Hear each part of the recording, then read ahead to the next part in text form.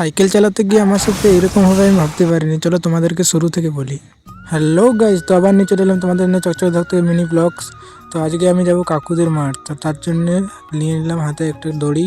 তো হাঁসের বাচ্চা মুরগির বাচ্চা দেখতে দেখতে চলে এলাম মাঠ।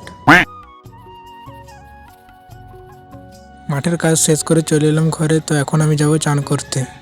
চান করা হয়ে গেছে, তো আমি যাব এখন কাকুদের ধান ঝাড়া দেখতে। এখানে এসে দেখি ধান ঝাড়া শেষ হয়ে এসছে, তাই আমি আবার ঘরে চলে গেলাম। ঘরে এসে খেতে বসে গেলাম আমি, মা, বাবা আর আমার বউ। আমি বিশ্বাস করি না, আমি বিশ্বাস করি না, আমি বিশ্বাস। তোমাদের বিশ্বাস করতে হবে না। তো আমি এখন ভিডিও এডিটিং করব। ভিডিও এডিটিং করার পর তোমাদের সাথে দেখা হচ্ছে।